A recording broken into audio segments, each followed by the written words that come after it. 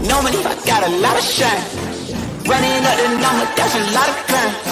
Try to take it from me, must be out your mind. I'm big time, lot of slime. Smoky in the air, that's a lot of pine. Pockets running over with the dollar sign.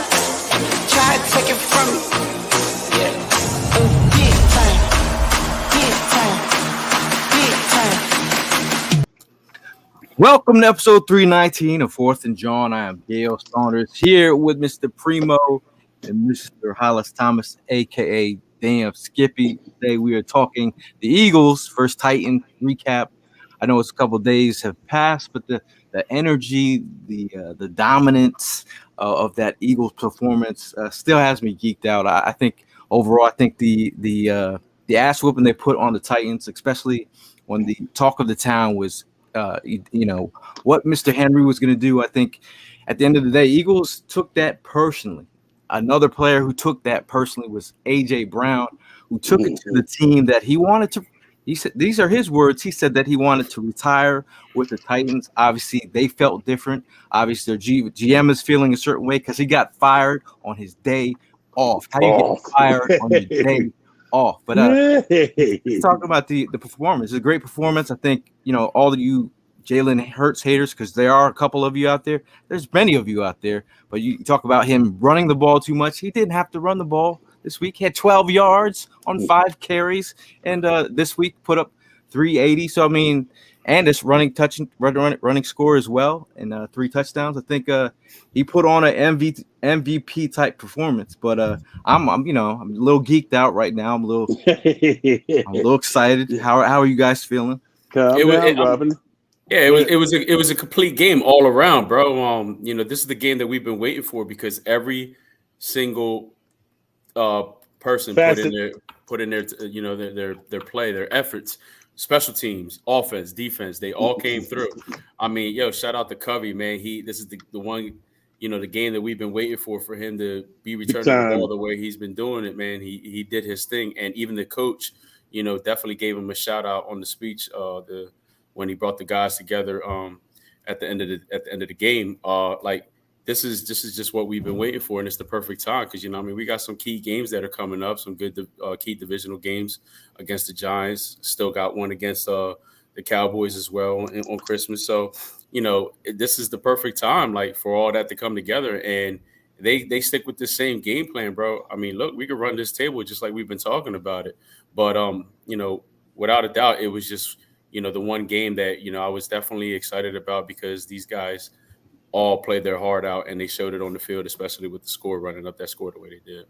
Yeah, I was especially impressed with us winning in all facets of the game, and especially with the special teams coming on with the come on, and then defensively not playing down to the level of the defensive line because we've been known to play down to the level of our talent a little bit and give the fans a fucking heart attack. Let's be perfectly honest. I know you. I wasn't the only one that watched that Indianapolis game. Like, damn, it's like in Indianapolis, who's not as good as the Titans as far as record wise, but they had a good offensive line. I'm glad we were able to make all the pitches look like pitches this week. They didn't have nothing but 209 total yards of total offense. And I was glad to feed all the naysayers the shitburger in which Jalen Hurts continues to feed everybody. I wonder what they're going to say this week because in the weeks past when he ran the ball to get us a victory, I don't know if I like him running so much. I don't. It's like shut the fuck up and let him cook. Let him be the chef in this kitchen and try to get us a title. The one thing that I loved though was the Covey. He finally came on with the came on. Finally got some yards. He actually had what was it? He had 6 returns for 105 yards. That's going to come in handy, especially in the playoffs, because when you're in the playoffs, all facets of the team are great for the teams that you're playing against, especially the playoff teams. And you can't afford to do what we have been doing in the past, like not changing the balance of field position, not getting really any return yardage, whether it be punt return or kickoff return.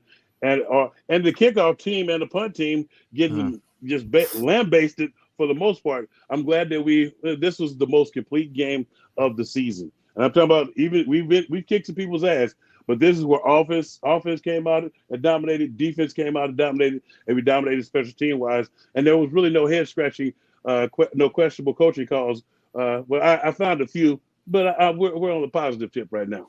Yeah, I mean, to go off your notes there, there's a quote from Nakobe Dean. He said the whole mindset of being out there kind of shifted in the unit.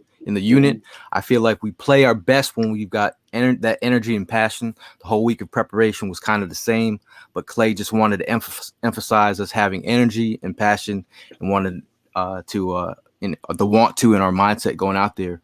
And they said they felt like that was the difference this week. And you talk about winning on three sides of the ball. That's what they did, man. You talk about Covey doing his thing. I think that's what I've seen in his game. He's a guy that he's consistent at the catch point. Now I think, just seeing the game and the speed of the game, right, and letting the game come to him. Hopefully he builds off that. That's overall. Who was your? We'll start with the game balls. Start with the game balls here. Well, before we start with the game balls, I wanted to put something in the atmosphere for both of you guys, because I know all three of us, since Nakobe Dean has got here, we've been waiting to see him play in more than just the sample size, just on special teams. 15 plays, 6 tackles, calls a penalty for them to call. Did you see? And I texted him too. I was like, dude, I loved watching him play, especially when he made him get the holding call. He came down, and that's what I've been looking for from our linebackers, coming down and destroying the offensive linemen and putting people on notice that you're not running the ball. And I texted him. I was like, dude, it was great to see you play. Seeds the second. It's gonna be more times. I'm glad you was ready. Well, go ahead. With that being said, Hollis, make sure next time you text him, you relate the message that the 4th and Jawn boys want to give him a big shout out to, because, bro, I'm gonna tell you, I'm glad you brought that up, because I watched every single play he was in. I was literally Leonardo DiCaprio meme, whistling every play like Nakobe's in every single play. That man, that boy was really doing his thing, seeing how he was getting in there, making the tackles. The one play that was really impressive, like how he brought down, the king with one arm as the other arm is being held up. Like, I mean, like that's, so the future is looking real good with this kid, man. And I can't wait to see him in that starting lineup, because, he's going to fill in that gap real good. Yeah. That's funny, because they were talking about, how did you feel like, tackling, Henry coming down and making that tackle? And he's like, well, that's where the linebacker is supposed to live, in the A gap. Yes. He's like, that's what I was. Every time you heard me bitching about our run defense, it's certain plays where I didn't see our linebackers doing what he's doing, and that's it. And it was just, and that's how guys were taking advantage of us and getting that field and stuff. When it's like, because sometimes the defensive tackle has a double team, but if the linebacker doesn't show, that double team is going to stay on them, and they're going to just work their way up to the linebacker. And if they work their way up, they've blocked both of you guys, and they made a cavity in there. But it was tremendous to see, especially his first play. He gets in there, he gets them to get a holding call, because he's flying around like nobody's business. I love that. That's 15 snaps. Yeah, 15 snaps, 6 tackles. Yeah, 1 tackle for a loss. Yeah, I mean, you gotta like that, man. Like, I mean, you gotta I love that. You gotta like a lot of the performance. I mean, if we're gonna talk about anything, it was one of the most. I enjoyed every minute of that game, even though there was sloppy moments. I mean, we had a record amount of penalties on the game. But again, when you mentioned the penalties, the most jacked up part is they were pre-snap penalties. That's the jacked up part. The snap count. And I mean, defensively watch the rock. I think Jordan Mailata was very adamant about how bad he felt after the game. When you look across the board, every single starting lineman had a penalty on the day, but he did make a mental note saying that Jalen Hurts came over to him on the sideline. He said, "Yo, you gotta calm down. You can see that on TV. He was. Yeah. He said, as soon as those guys got back to the bench, you see he went and had a conversation. I can't obviously hear what he was saying, but you can see that they were talking about it, and you see their heads nodding, like, what I mean? Yeah, they're being responsive to everything that he was talking about. So then in the next go around, what I mean, even though it was still sloppy. I mean, what was it, 11 penalties that we ended up getting throughout the whole? But 2 of those holding penalties were bullshit. Yeah. Especially the two against Kelsey. Like, I mean, that was just a straight. That was ridiculous. Yeah, pulled down on the tackle. Like, I don't even understand. No, how they it wasn't even. You know what the funny thing is? It's when you see a defensive lineman coming like that, and he's top heavy, and he doesn't have the wherewithal and the gumption to act. You're supposed to hit an offensive lineman on the rise. If you come with your head down like that, they're gonna do that to you every time. They're gonna slap you on the ground and make sport of you. They're gonna hold their hands out and lay on top of you. They call it the Gerontical teabag. So it's like when they did that to him, and they call holding on that one, and they called one on Landon Dickinson, and it was just bad. But their offensive line was jumping off sides. The Titans. I was getting pissed. I was at Dolan, and I was sitting there. I was like, man, he's jumping every time because you can see it, and I'm like, what are the officials watching? And I was talking to somebody, and they started talking about the human element of the game. I was like, that's not no damn human element. You got one job. You're supposed to be watching the line. You're supposed to be watching all the way across the line of scrimmage, and you can't tell me you don't see somebody move before the ball snaps. They actually they put that group together. So there was the Titans coach was saying that they put that group together so that could have caused a lot of bad calls. Mm-hmm. I mean, but yeah, again, as great as the Eagles played and dominant as they played, they had a shit ton of penalties and they still dominated. So I mean, you got to feel good about that. But yeah, there you go, man. I don't know where he went. But I mean, keep on. Let's just keep talking about off of what he was saying. I mean, they were dominant. They caused their offensive line to definitely jump. It started getting comical because what I mean, like especially on the one field goal that they were getting ready to kick. 1 minute I look, they're getting ready to kick a field goal. The next minute I look, the offense is coming back on the field. You know what I'm saying? So it was just like you see those guys again having fun at the same time because they ended up causing those guys to come offside. So it started getting comical after a while. Yeah. But I mean, I know Stoutman had it laid in their asses, and then I even tweeted like, "Yo, no more albums. Like you guys got that one album out the way, but everybody that album was that. First of all, that album was done in the off season. Everybody was bitching more know that." And somebody, one of the people just commented on the national media. They were burying us before the game. They were talking about Derrick Henry. They were talking about what Ryan Tannehill was going to do. And yes, Dan Sileo is the biggest hater. He texted me today to ask me to be on the show, and I said no. I'm on 4th and Jawn because I was lighting his ass up about it. I was like, dude, he makes all the throws. What the hell do you want him to do? I was like, are you angry? Now and you hate to say it, and the first thing that comes to mind is it because he's black? I mean, because you make these concessions and you talk about how great some of the bums are, and we put it this way: there's no way that there should be any news about Baker Mayfield getting released. He sucks ass. Nobody cares. It shouldn't even be news. He should just got waived and hope somebody picked him up. Like the Rams, McVay should be fired for that pickup. I'm sorry. Yeah, I mean, Hurts is an MVP conversation. Yeah. I don't care what anyone is. Like that's the conversation that we should be had. If you're having any other conversation, I have to question your thoughts and ideas, and what you're doing late at night burning crosses. Like because there's like if you just hate the man because we can see it. We can see it. We can see the hate. But I mean, overall, let's get into before I got booted off.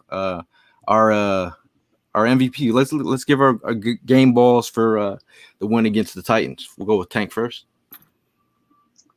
I would give it to my man AJ Brown because of the stellar way that he caught all those passes.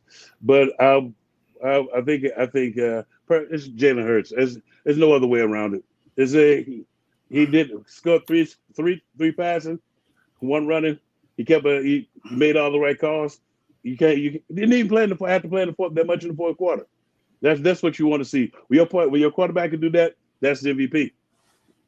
Hey, you don't want to keep him in the fourth quarter to pad some stats and make it look great. No, that's how we got no more to prove, man. I know, but that's how you know he's the MVP. He had nothing else to prove. So there's no need for our quarterback to stay on the field and score 54 points. Yeah, I'm talking to y'all. I'm shots fired. Yeah, and that was funny because you knew they were going to try to upstage everything. We get a blowout against a team with a winning record, and I knew that they was going to come back. It's like, well, the Eagles only beat them by 1 point. It's like ass kicking is ass kicking. You lose, you lose. It's not what it's going to say in the win and loss column. I had to tell somebody that before. Well, at the same time, those boys got to get all their points out the way now because the month of December is here. You know, it never goes well there. But anyway, man, let's go back to speaking about our birds, man. The offensive MVP, I got to agree with Tank, man. It's definitely Jalen Hurts. I mean, yeah, AJ did his thing. He was on fire, and he definitely had a statement that he had to make that day.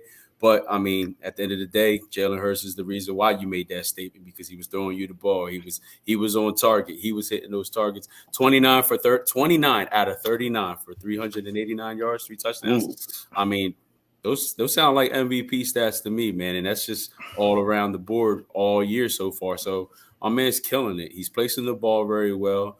His accuracy is getting good. And, the leading receivers, man, that really's been the key and step up this season. So, stay on fire, man. Let's just go.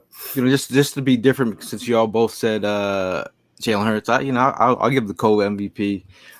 Just AJ Brown, just talking about his performance. Obviously, football sometimes it can be an emotional game.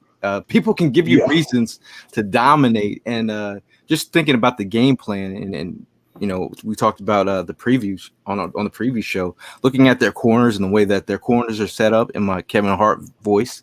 That was pure domination on the outside. And you're talking about young corners out there with Fulton and McCreary, and then you got Avery. I mean, he used those kids. He played. It was like a man amongst boys. I'm talking about the strength of 1,000 Anquan Boldens. And the speed of a gazelle out there, and the way that he was just we had a touchdown call back, and then the next play just ran through man's heart and soul. I'm gonna give an MVP, co-MVP moment to AJ Brown for just stepping up big, because we had that game circled on the calendar, and I feel like the team had his back on that as well. Yeah. The one thing I did like the way he held his composure with number 47 for the Titans was doing that bitch move by twisting his ankle. Yeah, twisting his ankle while he was on the ground. I was like, if you use some of that energy and coverage, maybe you'll get a pass defense or something. I don't like the cheap shot artists. I'm gonna kick your ass between the whistle. The cheap shots you get dubbed as a dirty player, and then you're Derek Barnett. Our own can't get right, Derek Barnett. Yeah, dubbed as a dirty player, and even when you're not doing something. I know you and Evan were at the game, man. And I wanted to text y'all because I saw it like as it happened. I saw the dirty shit, and I'm like, yo, I could see why AJ's heated. Like AJ did not let that go. I mean, he literally tried to twist his ankle while he had him down. Like that was some real grimy shit that he tried to pull right there. During the game, you could see in little parts that either it was Mulata getting into it with some of the players. Hurts took a couple shots to the chin. It was. Well, they try to. That's what the one thing that this team, the Titans, are known for is to be chippy and to try to start things. Because the one thing that we can all attest to, being students, and being when somebody's fucking with you, and then you finally knock the shit out of them, who gets caught? You. The next thing, and then it's like he hit me first. It's like, yeah, well, I didn't see that. I was like, well, but the one thing that every coach would tell you, the retaliator always gets caught. And I was glad to see that our guys didn't fall for none of that crap. True though. So talk about our defensive MVP. Who do we have as our defensive MVP? You got to go with the defensive line, really. Oh, the way they destroyed that opposing, that makeshift offensive line that they put together, which is why the guy got fired on his day off. That's the main reason why. Because when you give up a first round pick, you don't do anything offensive line wise to protect your guys or to open up any run gaps, and you get destroyed. I'm talking about it's like 209 yards of total offense. Yeah. We had 6 sacks, countless amount of pressures. We were able to snuff the run out. Not only that, we kept our linebackers clean, and our linebackers were able to flow like they're supposed to be able to. I was watching all the techniques and stuff coming to fruition in this game, and I was thoroughly impressed this game. This is the first time I've been thoroughly impressed with our defensive line, especially you saw how Fletcher Cox chased down Ryan Tannehill. Oh, for the sack, yeah. Yeah, that was nice. And then if he'd have been playing 70 plays, that shit wasn't happening. No, absolutely not. I got to commend the way the guys are staying fresh and kicking ass up front. That's everybody. Yeah, the way these guys are coming in and out on that line and keeping everybody fresh is definitely key. And I agree with you, man. Those linebackers were just in the right place to make the right plays. T.J. Edwards had a game. Nakobe Dean. I mean, look, I'll go back to taking credit for what I said at the autism, and T.J. Edwards might have heard me. You know what I mean? Now we got ourselves a linebacker. He might have took it personal. That's cool. If he's riding with that thing every week, I'm okay. You know what I mean? I'll take credit for that one because whatever it took to go ahead and push that man, he's beasting it out, man. He's all over the field. But defensive MVP, I got to give it to Josh Sweat and Hassan Reddick, man. The way those two were playing, I mean, they combined for a full sack because there was a few times they got half a sack each, so they finally got their whole sack. But those two were playing their asses off, man. They were hitting Tannehill a whole lot. So, yeah, it was good to see, finally good to see some of that, on Sunday. Yeah, I mean, just to piggyback off what the defensive line was like at one point in the game, I'm sitting there with Evan. I'm like, yo, this looks like National Geographic when all the lines come from one other the end. One's got a leg, one's got a neck, and they're just shredding people apart. It looks like National Geographic, the eagle versus the wolf. Remind me to send it to you. Yeah. Well, speaking of eagles. Now, when I send it to you, I've sent it to some people that are on here. It's called the Eagle versus the Wolf, but it's a real National Geographic, and you will be surprised at what that fucking eagle does to that wolf. He's got him a full meal deal at the end. I'm just saying, full meal deal and a fur coat. Well, I'm just saying the way that they were attacking Ryan Tannehill, there was a point where you look at his face, he was just like, I got nothing, because the way that they were coming up the interior, the way they were coming off the edge. They had nowhere to go. I mean, in the fact that all three of them, like I said, the Wu-Tang front, because any type of style we got, whatever you want, we got any type of style. So you want the old dirty, Brandon Graham's gonna give it to you. So like cocaine from Bolivia, rock and shock the nation. Your Wu-Tang style. No, but you talk about eagle before the game had started. When we were at the tailgate, a bald eagle was flying over the tailgate, circling. I'm like, you sure that wasn't a vulture because he thought somebody was about to die? No, bro, it was a bald eagle. I filmed it. I got it on video. Okay. I put it on the Facebook. I got to share it on all social, but I did share it on Facebook. I saw it. That was the sign for me. I was like, it's always a sign, man. It's always a sign. I thought the sign was when we got the kickoff and we actually got some fucking yards. Feeling a whole lot better, AJ. Feeling a whole lot better. Thank you for asking. Well, we got that kickoff. I was like, oh, what? He didn't get lambasted on the 10 on the 10. Wait a minute, he's going past the 20, 37 yards. Like shit. I swear to God, man. I'm telling you, the whole game, and my wife could go ahead and vouch, man. I'm literally feeling like Leonardo DiCaprio meme. Like I'm whistling at the TV, like like it was good, man. It was a good game to watch. It definitely was a good game to watch. Evan from work, he's working at the moment, but he's still dialed in. He says the Kelsey and Dickerson tossing boys out of the club moment. I think that was that's grown man's strength. They distinctly said no white tees or Air Force Ones. And 97 rolled up in there thinking shit was sweet. That's it. Now, see that's the type of stuff that like we used to see on like when we're in a film session and we see that happen. That's what we got. Me and Hugh made up throwing out the club and taking your lunch and getting treated like LA's finest. Like you just ran into LA's finest. Real talk? Have you ever been treated like that on the football field? Damn right. What was the feeling? What was the feeling after getting? You feel like shit because especially when it comes up in film session. No. It seems like he can't. It seems like he rewinds that play 10,000 times, and then if don't nobody see it the first 10 times, then all of a sudden somebody's like, "Hey, look!" And you're like, "Man, we've seen that already." And it's like when you look at it, the first time I got done like that. I was thinking stuff was sweet. It was my first year. So, when you see the balls, sometimes the balls come like right by your head. You're like, man, if I stick my arm up, I can knock a few passes down. It's a way that you do that, though.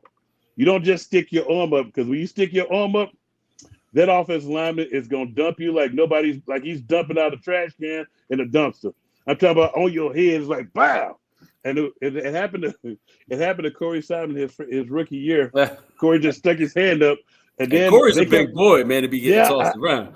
I know. So they kept rewinding it, and so all of a sudden you start hearing everybody in the defensive meeting room, because there's a big defensive meeting room, saying, "I don't want my Corey Simon doll anymore." I don't. But it's like when you see it, it's a valuable lesson. But I don't think number 97 for the Titans, he's their can't get right. He's the one who jumped off sides when they had the tie get ready to go into overtime, letting them kick the or getting the ball back. He ran over the center, so they got an automatic first down, and they ran the clock out. Then he hit unnecessary roughness against us, and then that situation right there. But it seemed to me like number 97 is just their can't get right. But every team has it. Yeah, every team's got one. But to top everything off that you guys are saying about those moments, it's the most embarrassing moment of your life. But just remember, it's not the record, and you're in the NFL. If you take that shit personal, NFL is going to stand for not for long. Now, Adam in the comments, he says, "Where's your crown, Queen Henry? Go Birds." Well, King Henry averaged 2.7 yards per carry. And now the kicker here, his longest carry of the day was 6 yards. Now we're talking about a guy who's been terrorizing the league for a little bit, but he's had a slump that we talked about. But again, the Eagles double down and they say it ain't happening here. I think Liv Joseph had an interview leading up to that week saying it's not happening here. And when you have guys that know what the task at hand is and know what they're supposed to do. And actually, I like this group of guys because everybody kind of knows their role. They know they're in there to do a certain role, to take some plays up and to make plays, but give your all while you're in there because somebody's waiting over there to come in and spell you. And you go get you some water and get ready to bring your ass back. And it's when you see that, that's what a winning team does. And you don't see the hate, you don't hear any of the receivers and stuff talking about, I ain't get the ball. They ain't throw me no pass. And speaking of that, everybody who was talking that crap about Devontae Smith had a good game as well. He got a lot of catches, and I think he gets the ball every game too. But I just like how unselfish this squad is.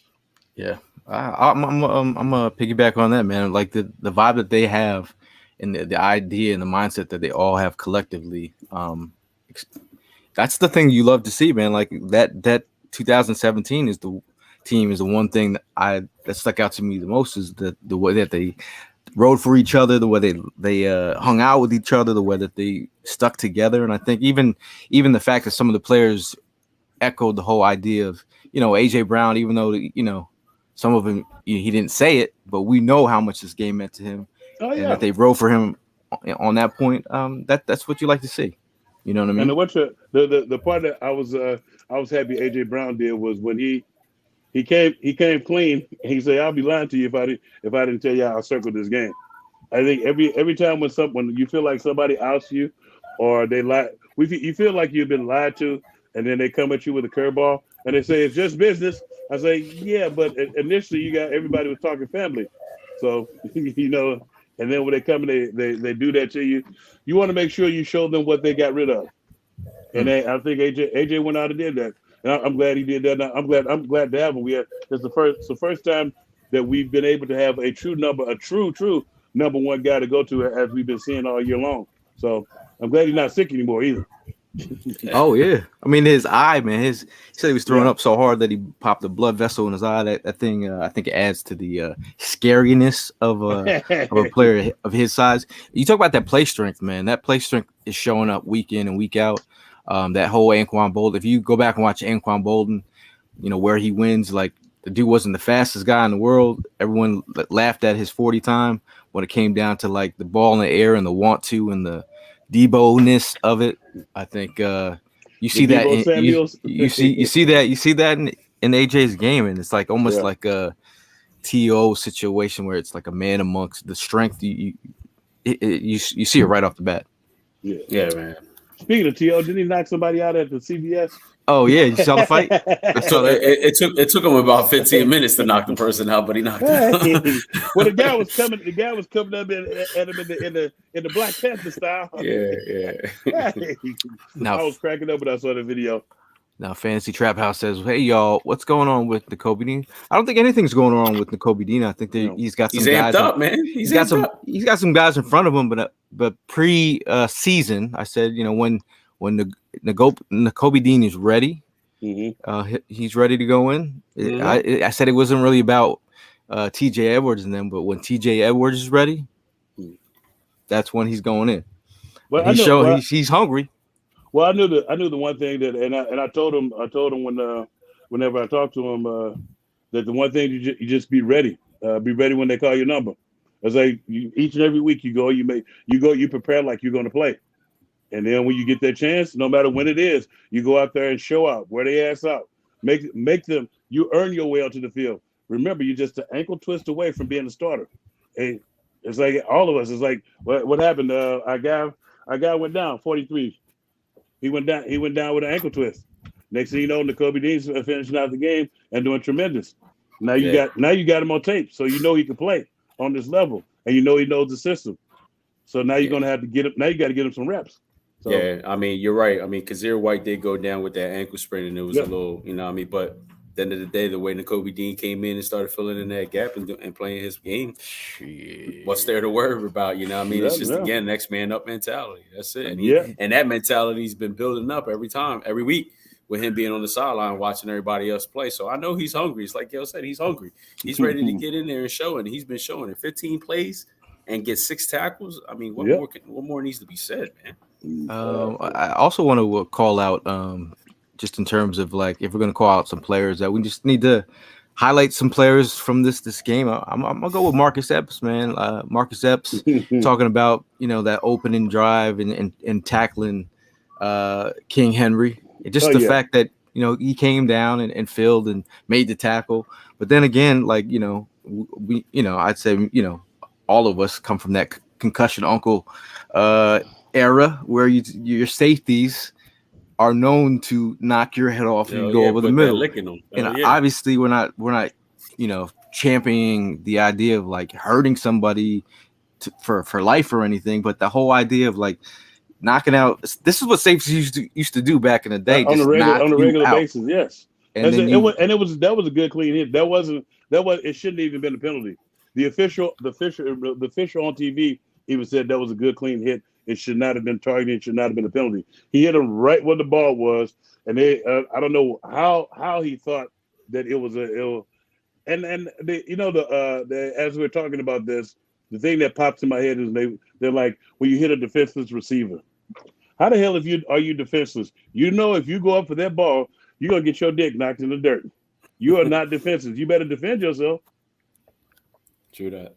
No, I loved it, man. I was just like, man, and I look back to some guys behind him. I was like, yo, real talk, that was an amazing hit. Like Wild Man's was kind of he was knocked out flat. I was like, hey man, bang bang. That was a great play, dude. Right, right. You want him to fear. I ain't trying to hurt nobody, but I want you to fear trying to run. So fear, so you're not able to concentrate on what you're supposed to do. I want you to fear me. The key thing, man, is he's a safety. This is what safeties do. You know what I'm saying? So that's what his intentions were, to go ahead and put a licking on somebody or hit the ball out, get their ball out of their hands, whatever. He did what he needed to do. So it was seen differently on TV. Being there live, I'm pretty sure it would have been a different outcome. But it was a bang bang play. I don't see nothing wrong with it. But look, I feel for the dude. He caught a concussion. I hope he's good. I'm pretty sure he's going to be all right, ready to go this week. The way that concussion protocol is in this NFL, but well, now they are trying to cover their ass now, so he probably won't be ready this week. They're trying to cover their ass, so it's like they can't like when the kid Tua Tagovailoa, when he went back in the game, they talking about his shoulder. That's why they had to check everything and recheck everything, because they were probably getting lackadaisical with things. Yeah. Now, Alexis says, as we're calling out some players, if you guys got players that you want to call out and talk about their greatness, Jack Stoll, man, my man stepped up. Yeah, stepped up. Yeah, it was. I love the way Jack stepped. He giveth and he taketh away. Though there was one drive where he got a nice long pass. The next play he had a holding call. The hell are you doing, Jack? I was too excited, man. He got too excited. Like, if he keeps playing this way, you create an alcoholic beverage called the Jack Stoll. That there's Jack Daniels. It could be a Jack Stoll, no? No, I guess he's got to play a little bit more first. It's just Jack Stoll now. There's no drink named after him. Come on, man, show him some undrafted love, man. You gotta earn it. You gotta earn your keep, no matter what. Earn it. Yes, I'm not here. I'm not. He had a good game. He had a good game. I mean, look at Covey. Look at Covey. Covey had a good game. We ain't giving him no nicknames yet. Still got some time, bro. Yes. Got to do it on a more consistent basis. So it's kind of like this. If you keep catching them, he's like Jack Daniels tossing the back. But he has to keep catching them first. Right now, he's just like a flash in the pan. So we'll see the rest. Oh man, Daniel says, "Can we just, as some kind of sentimental appreciation to Howie, rewind of your show the minutes after we picked Hurts? Man, that was some sad and frustrating time. Obviously, it was frustrating and a confusing time. But as a GM, you must foresee the future, and he knew more than we knew. Well, I'm laughing because to me that wasn't sad and frustrating picking Hurts. I knew what he was doing.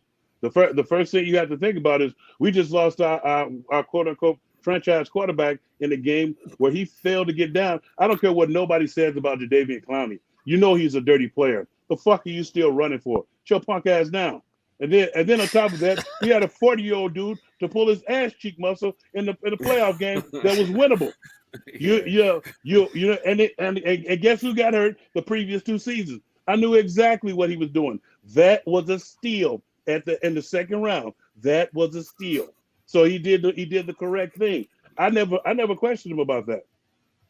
Because it's like everybody was like, oh, what do we need with that quarterback? What do we need with that? You saw what we need because that year, guess who led the league in picks? The quarterback that everybody's ass was kissing. Come on, man. That's like, and to top it all off, everybody who was burying Howie and talking all that shit about him.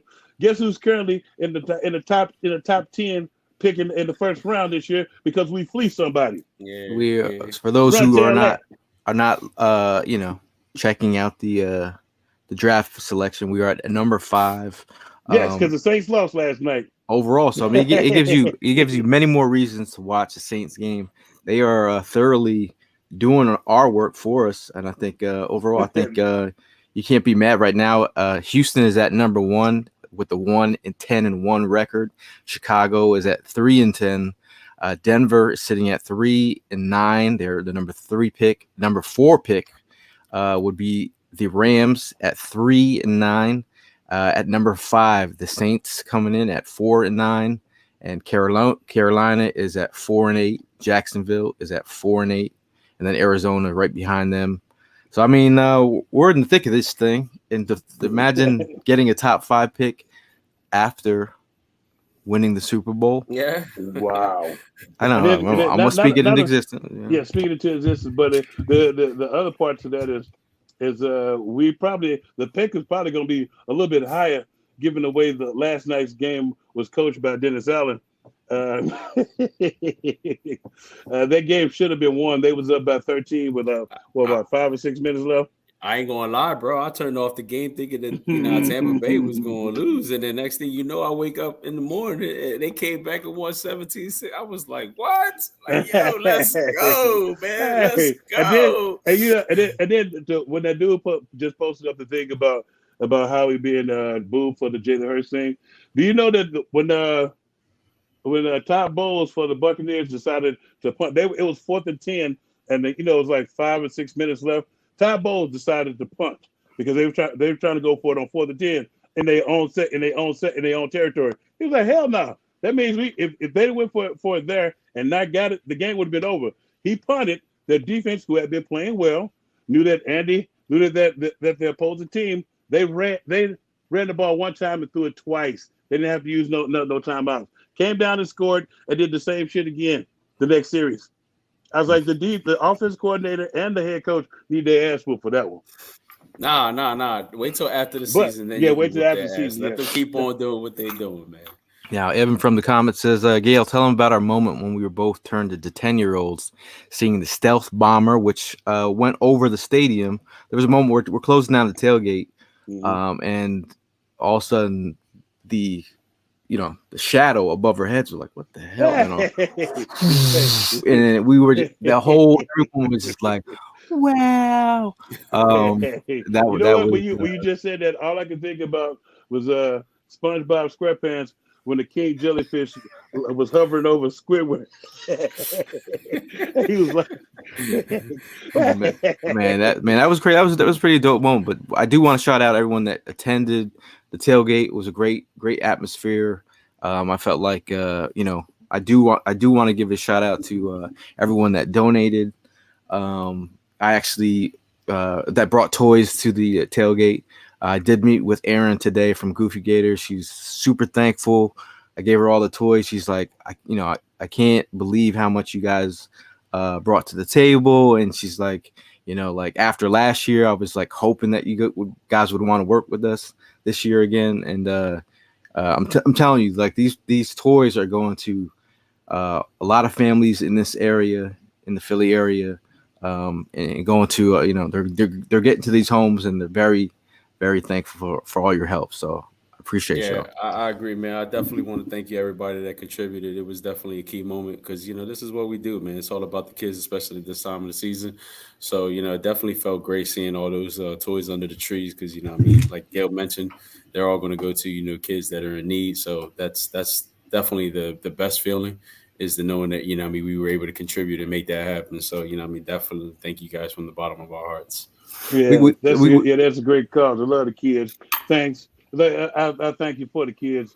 I'm probably gonna go see some play kickball and play. We're gonna play dodgeball. Are we gonna dress up? One kid called me fat. I'm gonna play dodgeball. Don't take it out on the kid. Hey, are you gonna dress up as Santa? No. I haven't decided yet. I may do my Santa thing. I might do it. Well, you got share details, bro. I gotta be there. I may do it. I do have a Santa suit that I occasionally throw on for the kids and stuff and give out gifts. But this year I don't have to use the beard, so.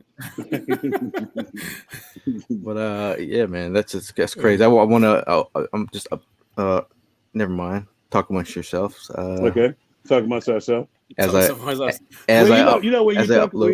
we talk amongst ourselves, it's like it's a little different now because we don't have that much to bitch and moan about. So things are going jolly and stuff, and everybody's happy. It's like it's like the worst thing that's going down right now is the rain and the Sixers. Other than that, the Phillies, Trey Turner. I mean, yeah, man. Key when you look at it. You look at that lineup, man. It's gonna be crazy, bro. I mean, look, I'm fresh off a World Series run, and they still doing things. So, I think they're starting to get it. That you have to spend money in order to win, and he's doing it. So that's why I got my Dolan's Philly shirt on, and it's going down. All we need is a stage. Yeah, and it definitely isn't much to talk about on the Sixers with a 12-12 record. So we're gonna just go ahead and leave that alone for right now. Yeah, let's leave it alone until because everybody's been talking about it's a picture of that's Erin. That's a couple hours ago. She came by the house and picked up all the toys, loaded up the caravan, and she was super happy. So shout out to Erin and the Goofy Gators. But cool. If you guys have any questions in the chat, send them now, and we'll definitely try to answer those as we get through the show. The whole MVP conversation. Now, are we collectively on the idea that Jalen Hurts is the MVP of the league at this moment? Currently, yes. Currently, there's no doubt about it. Look, there's nobody you can put up next to him. Nobody, other than Joe Burrow. But nobody. But nobody. Nobody. Well, he's our guy, so nobody. Yes. Yeah, like the whole time of like obviously we're Eagle fans. I'm not trying to be biased or anything, but when you look at it from a statistical standpoint, that the Eagles are the best team in the league. You talk about Mahomes has dropped a couple. What are they, 6-4 now? We're the only one-loss team in the league, dude. Our quarterback leads us. We go as our quarterback's been going. We're winning. That's the one main thing that an MVP needs is to be winning, and the team needs him, and he leads the team. We go as he goes. I think his MVP moment was that drive against the Indianapolis Colts.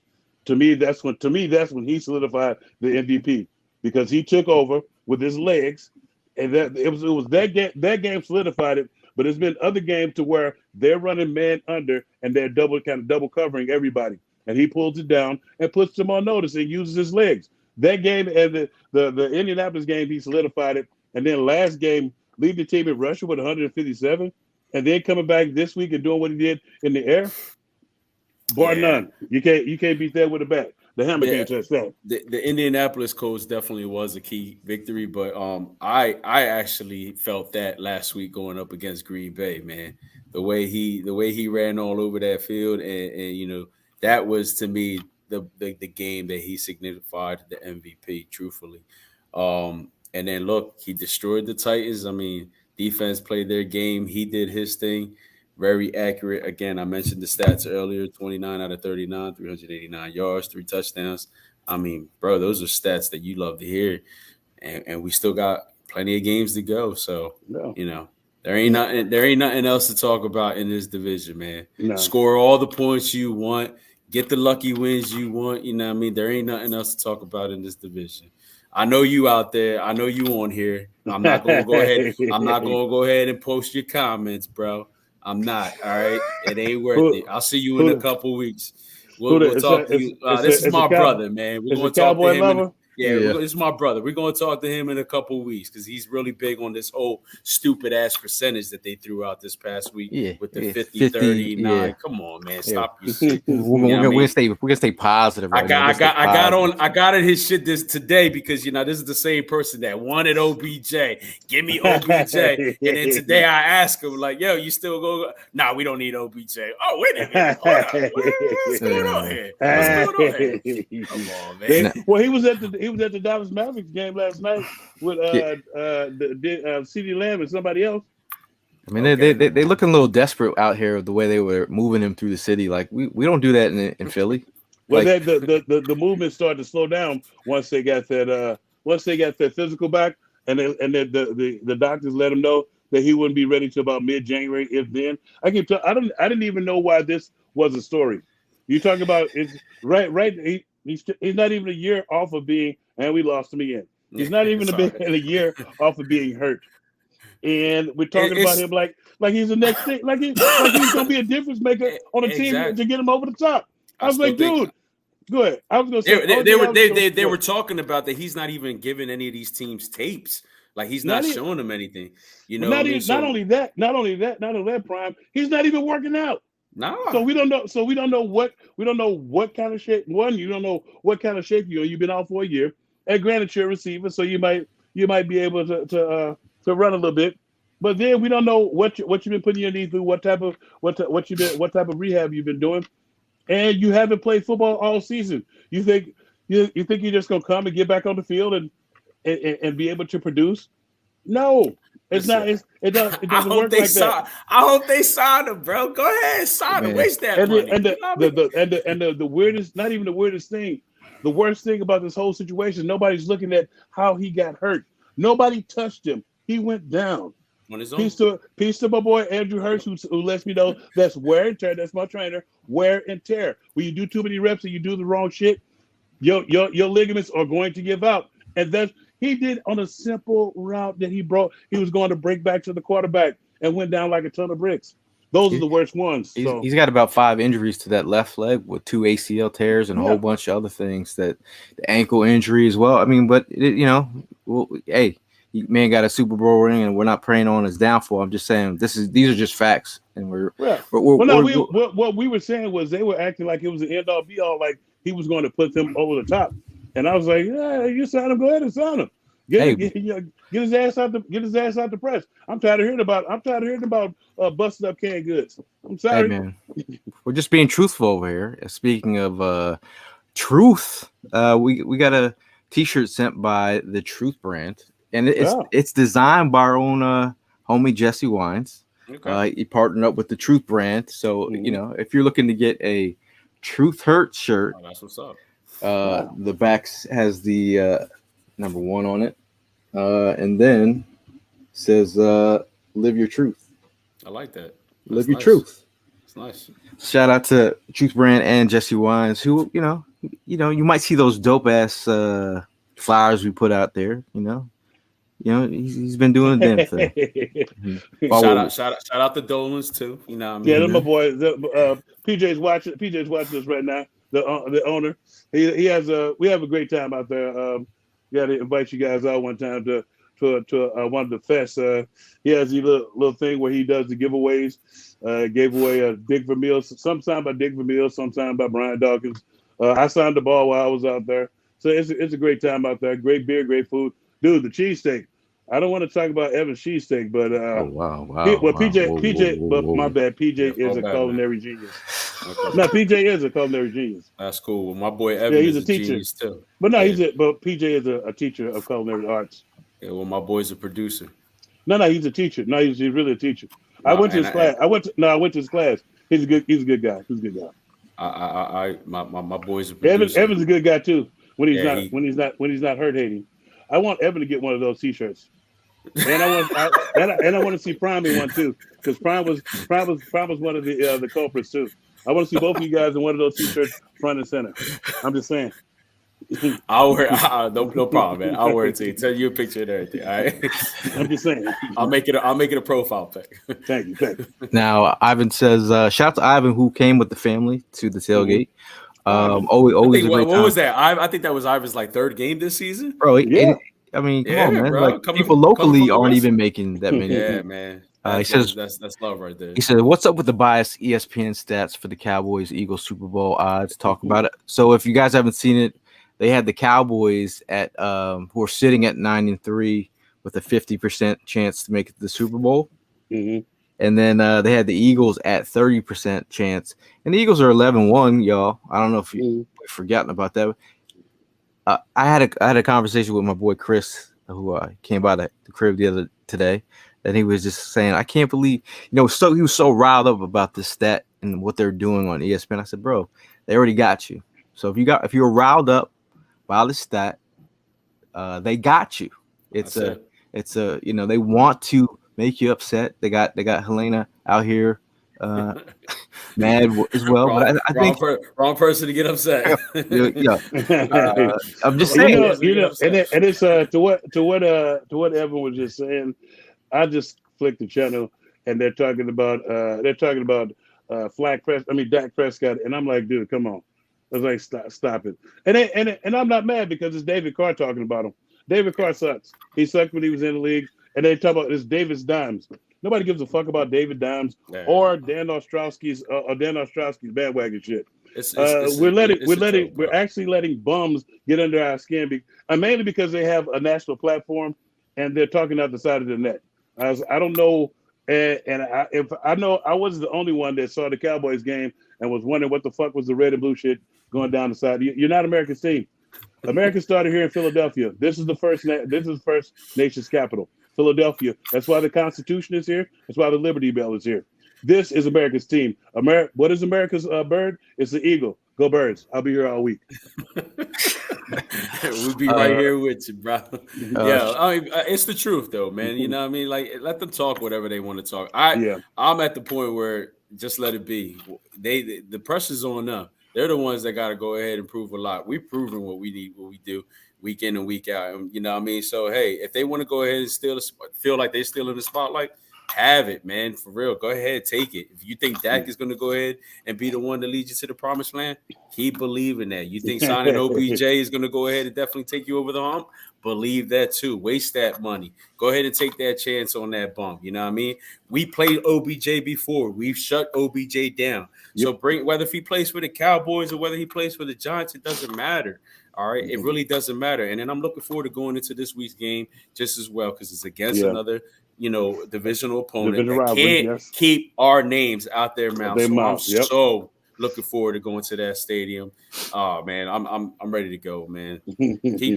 I think Prime. I think we're one of the most disrespected 11-1 teams bro, ever seen in the history. The power rankings they got us. Some of the power rankings got us ranked 4. I was like, really? I was like, I'm not for kissing the overrated loser's ass. If you're doing good, cool. Then I'll speak about you and I'll speak in a good light. But if you're stinking up the joint, then I'm gonna show the area of your ways. And I'm like, when I watch these guys, they're making concessions for these other teams and they're pumping up these other teams. I'm like, seriously? And this is the thing too that's really pissing me off. Before the Titans game, they were talking about how the Titans were tough, how they were going to kick our ass, how they were going to win, but then after we whooped their ass, now all of a sudden they're not a good team. So it's like when I look at it, I start to look at things with a grain of salt because a lot of people are not authentic and telling the truth. I think they're saying shit for clickbait. I mean, it what it is, man. Anymore, man. Hassan Reddick said that was one of the things that was on their checklist. He said people talk about the Titans were the more physical team, maybe the most physical team in the NFL. He said it didn't sit right with us when we've been playing the way we've been playing. I think we set the standard of who's the most physical team in the NFL.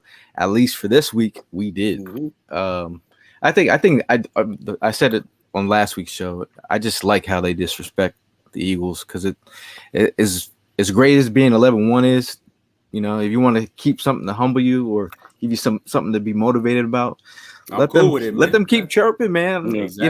I think I'm cool with it too, Prime, because the thing is, I think it will be much easier for us to start eating the cheese, and start believing and reading press clippings and believing the hype. I'm glad they're keeping our guys on edge by just playing them close like this. I love it when somebody plays me close so I can continue to show. It keeps you with the edge. Keeps you walking around with the edge. It's like, why are you so mad? I'm not mad. I'm just here to whoop your ass. That's it. That's it. And I'm glad they continue to doubt our guys, and they're going to continue to show them. Now Heather chimes in. Sirianni, Coach of the Year? ? Eye emoji. Yeah, I think he's up there. When you look at it, he's not going to get considered though. It's going to be some other fuck stick. It's going to be another slap in the face. It's going to be somebody. It's going to be somebody out of left field who didn't really do anything, and it's like he's not going to even get considered. Why? 3 weeks ago, they were talking about the Giants head coach being coach of the year, and then now all of a sudden that got quiet because why? Yeah.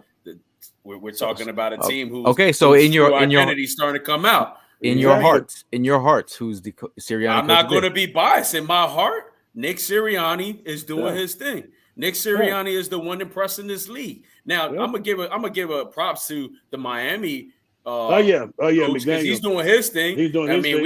Everybody took that dude as a clown, as a joke, being signed by the Dolphins. And look, he's turned that whole place around. So I give him props for that. Yeah. But besides him, Nick Sirianni is definitely doing his thing. So, yeah, he's definitely my coach. Oh, and then, respect to the Minnesota Vikings coach just as well.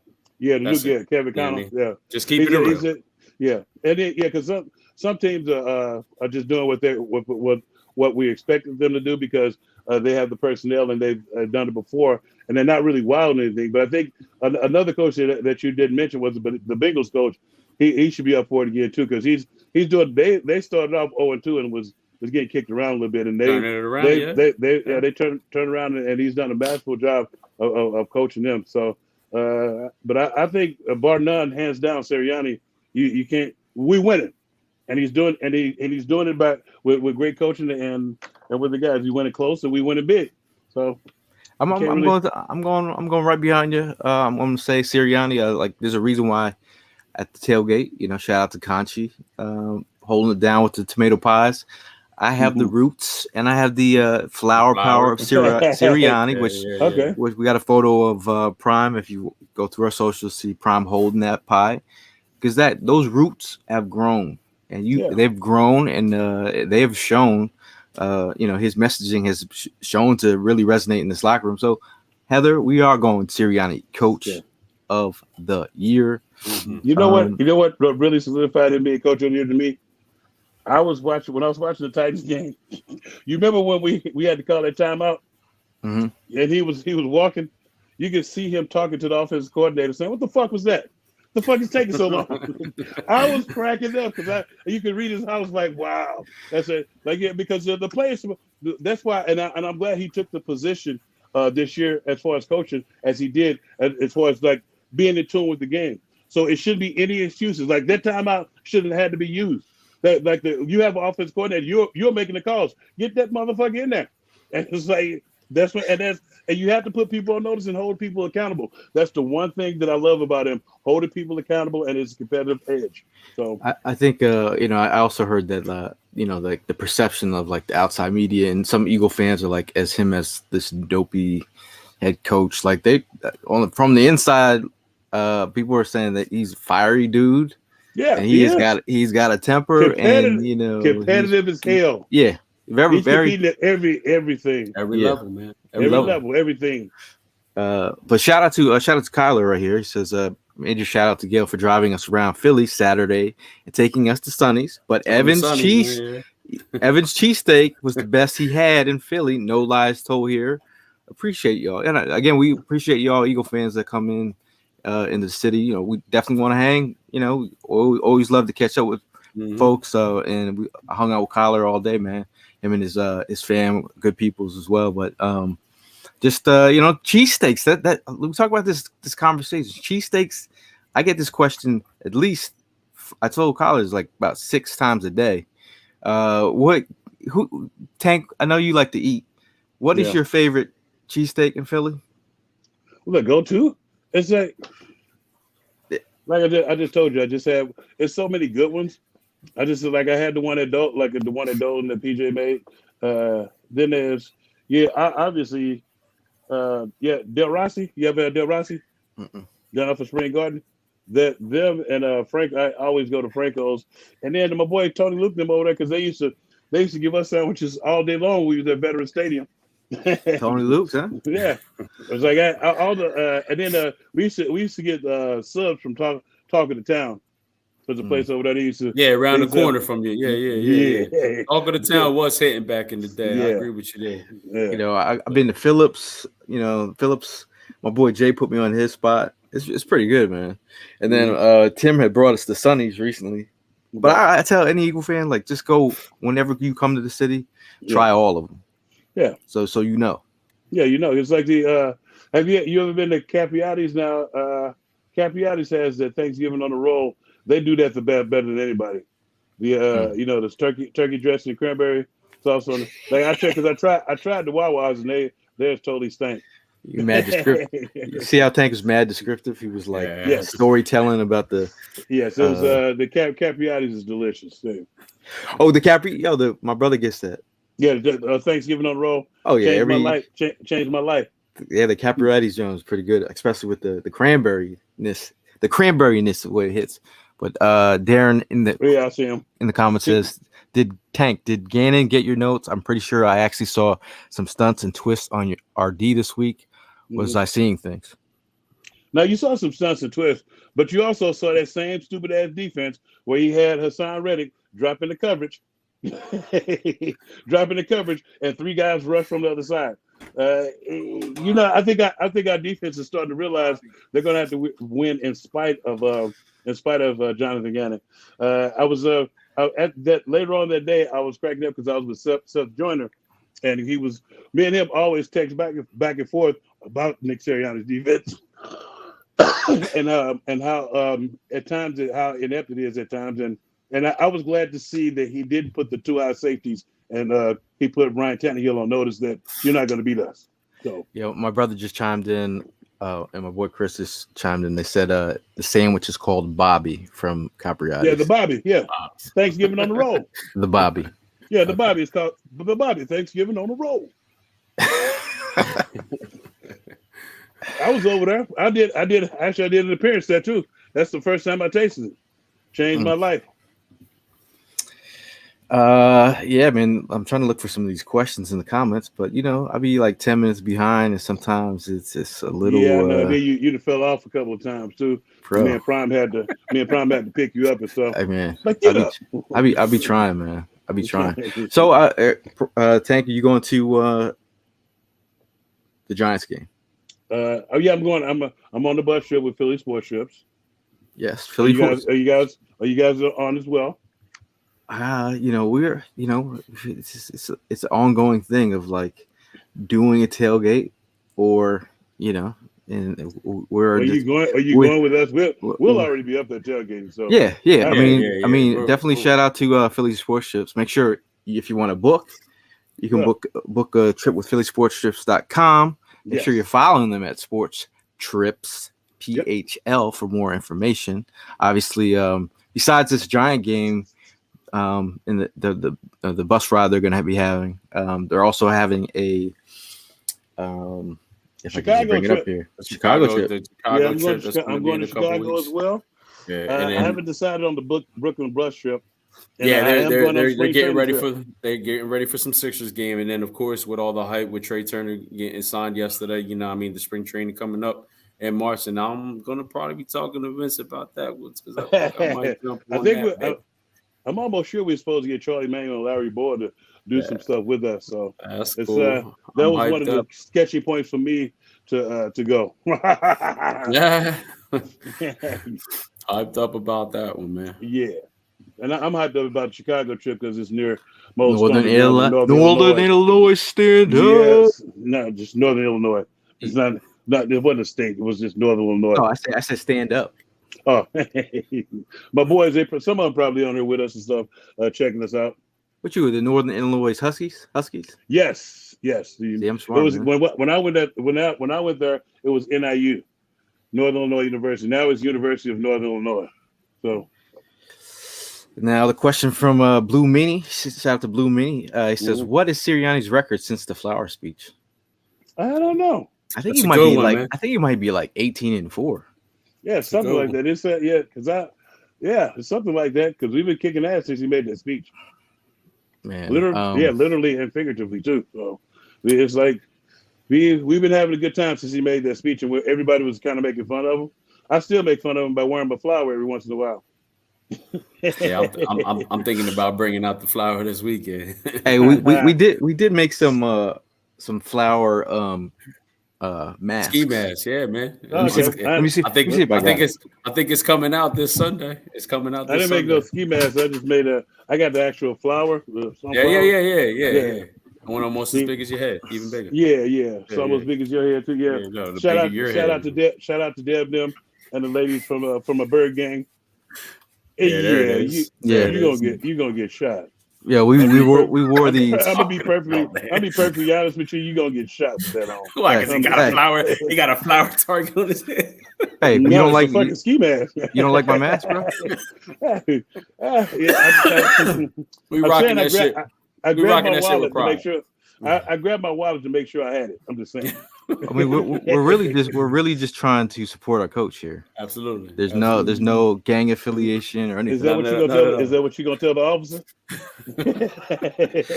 All right. Yeah. It was all for Nick, man. It was all for Nick. It'd be like, sir, step out of the car, please. It's all right. If they put us in the car, I'll make sure I'll just finish it off with a Go Birds. That's all. I'm not going down by myself. Go Birds. Now, Brian is calling this week the Bradbury's revenge game. Yeah, I would really want to thank them for allowing us the opportunity to have such a reliable corner. I'm not saying CB2 either, because I mean both those dudes are playing like CB1s out there. So that's a been amazing acquisition right there, dude. Yes, it has. Hold on a second for the last word. I gotta pee. Man, I'm telling you. Now Blue Meanie says if it just comes up, dude, I am having issues on the back end today. Are you having issues on the back end? Are you? No, I'm seeing it. Experts keep saying that the Eagles team has no playoff experience. Did you forget there are a minimum of 5 veterans on this team who have Super Bowl rings? Yeah, they obviously forgot, man. They obviously forgot. They, B, I gotta be honest with you, man. It's like we were talking about earlier in the show. They just gonna keep on hating on us, man, and it's all right. It's at the point where let them pile it up because it's not gonna stop. We still got 5 more games left in the season. These guys are just gonna keep on running their mouths, man. They're gonna find a reason, and that's all right. Let them waste their time figuring that part out. We doing our thing, and we're gonna keep doing our thing. So we're gonna be the most hated 16-1 team. At the end of this, telling you. Now, Helena says Joe's in Fishtown for cheesesteaks. Carl chimes in and says John's roast beef is best. Ivan says Sonny, hands down. Okay. All right. I'm back. Whew, man. Sonny's is the spot, man. You know what I mean? That's Sonny's is delicious. It's quite tasty. No, Jay says I was getting tired of seeing Mike Clay laughing and all smiles at his pressers with his special teams have been trash all year. But hey, they took what people. They took what people have been saying. They took Nakobe Dean said that he really wanted them to play with passion and energy, and they showed that. I mean, even Nakobe Dean, they were lighting people up for no reason, hit stick all day. Did you see Ellis number 50? I think he's wearing number 53, the linebacker that they just brought off a practice squad. Yep. Their first kickoff. Damn. Was it the kickoff or was it a punt? But he the returner. He made one cut, and all of a sudden, he was just gone. The cloud of dust and a hardy high old silver. Yep. Kyler says a question: who should the Eagles re-sign, Sanders or Bradbury or CJ, and which one should we use the franchise tag from? Well, Mr. Williams, you have to realize we're $39 million under the cap next season, so we possibly could sign all of them if they're trying to win. See, sometimes as a player, you do want a bunch of money, but you have to leave some in the pot. But you also have to remember we have to sign Hurts because he's the leader of this caravan. Eventually, we're going to have to sign him because he was a second round pick, so he doesn't have that option thing. So we could sign all of them. We're going to be $39 million under the cap. We're also going to have a top. It looks like it's going to be a top 10 first round draft pick. And I think the way Howie works the salary cap, I think we'll be able to sign all those guys if they truly want to be here. That's another thing, because sometimes guys want to see if the grass is greener on the other side or see what everybody else has to offer. I was like, but if the way that they're doing here, because they're white, he's only signed to a 1-year deal as well, and he's been playing well. But do you sign him and you still got Nakobe Dean and TJ Edwards? So it's gonna be interesting this offseason to see. But I'm not ready to go to the offseason just yet. I'm waiting for the Giants game. Let's stick with the Giants game. On to the Giants. Yeah, on to the Giants. Yes, this is for Bradbury. Speaking about Bradbury, Bradbury's revenge. Yeah. Hey man, we were shout out to Bradbury and his teammates in college. They came to tailgate with us, and cool. So I asked a quick question. I said, "Yo, man, y'all are close. He invited you to come to the game. Can you talk to Bradbury yourselves and see if we can get that little diggy discount? Because that would be nice." But they did mention how much he said that he loved playing in Philadelphia, and he definitely enjoyed the vibe. So hey, man, if you winning solves a lot of things. If he wants to get a Super Bowl ring, back-to-back champions, again, speaking into existence, that's the vibe I'm going with. But hey, man, we appreciate you guys chiming in and joining the live stream. Shout out to people that are going to listen on the podcast as we obviously, we don't get too long in the tooth. Hit you with that last word. We'll start with Tank. Last word for the night. No, last word for the night. We got John Robinson fired for the Titans, but on his day off. Shout out to my boy Zach, who's watching from Celsius energy drink. He's currently watching us. He wanted to make sure that we mentioned we got John Robinson fired because he traded us AJ Green and drafted Trey Burke. So last word, we'll be back on Thursday. to break down the Giants, and I have a bunch of stuff on tap to for everybody about the Giants game coming up. I need to do a little bit more research on the head coach because he's a quarterback. He's a quarterback whisperer. He's the reason why Josh Allen is playing the way he's playing, and he has a way of re-energizing running backs as well and getting them back into the swing of things. And he's just a good all-around coach that I think they're going to be doing good. I just don't want them to do good against us. So I have to break them the rest of the way down, especially their pigeons up front, and then see what defensively they have one of the defensive coordinators that I admire. And man, I just don't like playing against him just because the way he tricks different quarterbacks. But I think we'll be able to handle our business. But it'll be more to come. And go Birds! I'm glad. Go Birds! 11-1 in your face. King Kong ain't got shit on me. Wu-Tang. Wu-Tang. No, I just again want to thank everybody who contributed for the Goofy Gophers. Goofy Gators. Goofy Gators. Definitely want to give a shout out to people that showed up to the tailgate. That was very key. It was another great turnout. Everybody had a good time. Appreciate those giving us a shout out for the way we hosted it. You know, this is just what we like to do. We always try our hardest to go ahead to accommodate to everybody, make sure everybody's good. And then, you know, we'll see you guys in a couple of days because we definitely going to be talking about those Vagiants. Okay, I thought you said something else. No, I said Vagiants. I call them Vagiants.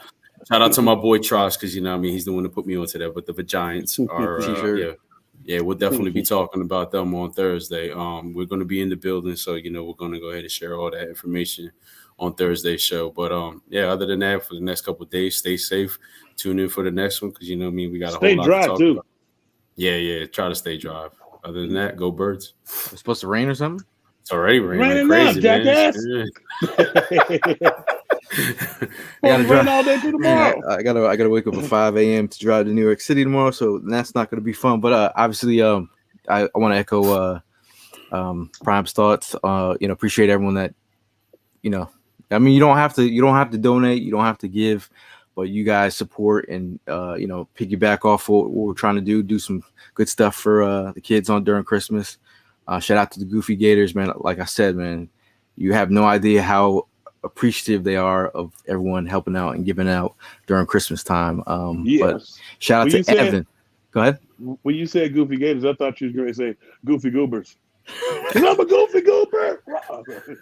But shout out to Evan, man. He's one of the hardest working dudes I know in the industry. If you want to know about medical research, he'll tell you about that. He'll tell you about the Eagles. And then on top of that, he'll tell you about cheesesteaks and how to make them properly. But overall, man, I'm geeked about the next show. We're going to be talking about the Giants. I might have to bring in a Giants super fan. See if I can get him on here. Not a super fan. I hope you don't expect me to be fucking nice. I'm sorry. No, I mean, not a super fan, but I'm trying to get. I'm just saying I hope you don't expect me to be nice. I mean, I don't ever expect you. Who you working on? I got somebody that we could probably work with too. We'll talk about it. He's just somebody that I trust. Anytime I need to get something from Giants information, I go to him. Okay. All right. Hey, shout out to Mal too. He's been the parent. Mal, shout out to Mal being a super dad, man. Hell yeah, super dad. I asked him earlier, what the hell is Mal? And he's like, oh man. I was like, no worries. He's got a new kid. Hey man, he's on diaper duty. Mm-hmm. Yeah. Mm-hmm. We might just have to roll up with diapers because diapers ain't cheap these days. I heard that's a thing. No, they're not. I'm gonna take your word for it, but okay.